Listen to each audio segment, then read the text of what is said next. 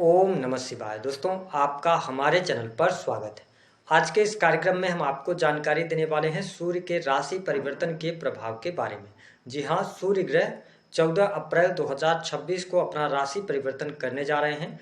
तो आइए जानते हैं सूर्य के इस राशि परिवर्तन का प्रभाव कर्क लग्न या कर्क राशि वालों पर किस प्रकार से पड़ेगा। आने वाले एक महीने में सूर्य के प्रभाव के कारण आपके जीवन में किस प्रकार की परिस्थितियों का निर्माण होगा, कौन सी महत्वपूर्ण घटनाएं घटित होने वाली हैं, विस्तार से इस वीडियो में हम आपको बताएंगे। देखिए, कर्क राशि वालों, सूर्य का गोचर 14 अप्रैल 2026 को होगा। सूर्य देवगुरु बृहस्पति की राशि मीन राशि से निकलकर मंगल की राशि मेष राशि में प्रवेश करेंगे, जो कि इनकी उच्च की राशि है और यहाँ पर ये 15 मई 2026 तक गोचर करने वाले हैं। जैसा कि आप सभी जानते हैं कि हमारे ज्योतिष शास्त्र में सूर्य को उत्पत्ति का कारक ग्रह कहा जाता है। सूर्य आत्मा, पिता, मान सम्मान, सरकारी क्षेत्र, राजनीतिक क्षेत्र, पद प्रतिष्ठा, यश, कीर्ति, शरीर में पाए जाने वाली हड्डियां, इम्यून सिस्टम, इसके साथ ही हथियार, गेहूं, जौ, इन सभी चीजों का इनको कारकत्व प्राप्त है। यदि जन्म कुंडली में सूर्य बलवान स्थिति में हो तो व्यक्ति आत्मविश्वास से भरा हुआ होता है। सूर्य बली होने पर व्यक्ति को समाज के अंदर प्रतिष्ठा और मान सम्मान प्राप्त होता है। ऐसे लोगों को प्रशासनिक सेवाओं में देखा जा सकता है। सूर्य यदि बली होते हैं तो व्यक्ति राजनीतिक क्षेत्र में बहुत अच्छी सफलता अर्जित करता है। तो देखिए, कर्क राशि वालों, सूर्य का यह जो गोचर है यह आपकी राशि से दसम भाव में होने जा रहा है और दसम भाव में सूर्य उच्च के हो रहे हैं। निश्चित तौर पर यह कहा जा सकता है कि सूर्य का यह गोचर आपके जीवन में सकारात्मक बदलाव लेकर आने वाला है। पहली बात तो यह रहेगी कि कार्य क्षेत्र में आपको अप्रत्याशित सफलता प्राप्त होगी। यदि आप सरकारी क्षेत्र से जुड़े हैं तो सरकारी क्षेत्र में आपको लाभ देखने को मिलेगा। साथ ही वरिष्ठ अधिकारियों का सहयोग और समर्थन भी आपको प्राप्त होगा।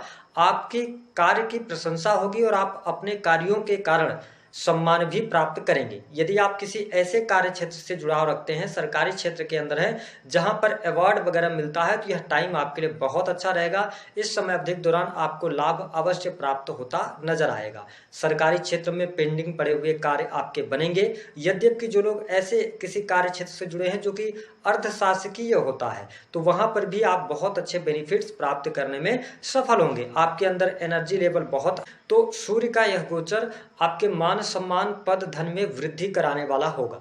क्योंकि सूर्य आपके द्वितीय भाव के स्वामी होकर जब 10th हाउस से गोचर कर रहे हैं, तो निश्चित तौर पर जो लोग प्राइवेट सेक्टर के अंदर नौकरी पेशा जीवन में हैं, उनके लिए भी परिस्थितियां बहुत अच्छी रहेंगी। प्राइवेट सेक्टर में यदि आप लंबे समय से कार्यरत हैं, लंबे समय से आपकी कोई प्रमोशन वगैरह अटकी हुई थी, तो इस समय अवधि के दौरान यदि आप प्रयास करते हैं तो प्रयासों में आपको सफलता प्राप्त होगी।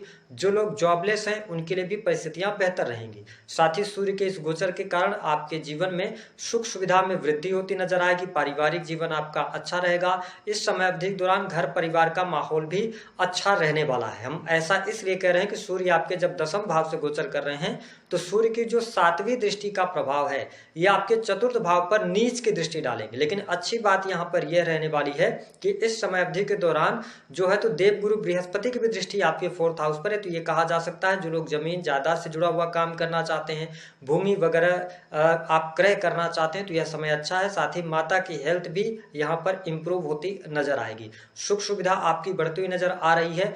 ओवरऑल अगर देखा जाए तो जो लोग विदेशी भूमि से जुड़े हुए हैं, विदेश से इंपोर्ट एक्सपोर्ट का कार्य क्षेत्र आपका है, तो भी परिस्थितियां आपके लिए अच्छी रहने वाली है।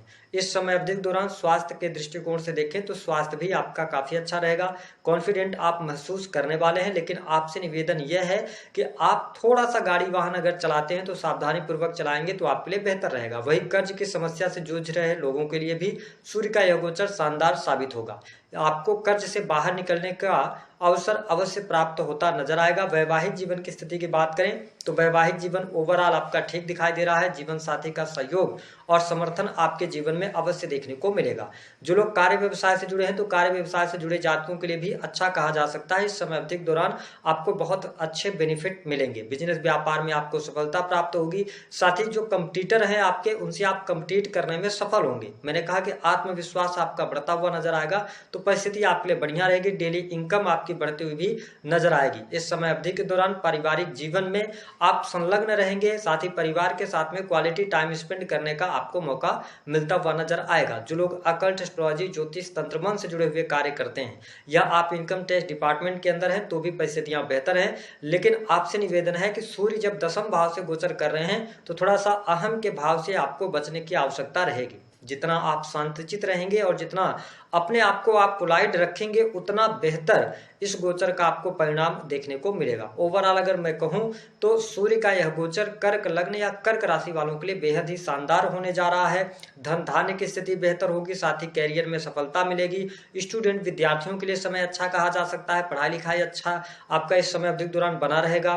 साथ ही नई नौकरी की संभावनाएं दिखाई देती हैं, पद धन में वृद्धि दिखाई देती है। साथ ही इंजीनियरिंग के फील्ड से जुड़े हुए लोगों के लिए टाइम फ्रेम बहुत ही शानदार रहेगा। धन लाभ के दृष्टिकोण से भी अच्छी परिस्थिति आपके लिए बन रही है। यदि आपका कहीं पर रुका हुआ फंसा हुआ धन है या आपने किसी को पैसे उधार वगैरह दिए थे तो इस समय अवधि के दौरान अगर आप प्रयास करते हैं तो आपके लिए लाभ अवश्य देखने को मिलेगा।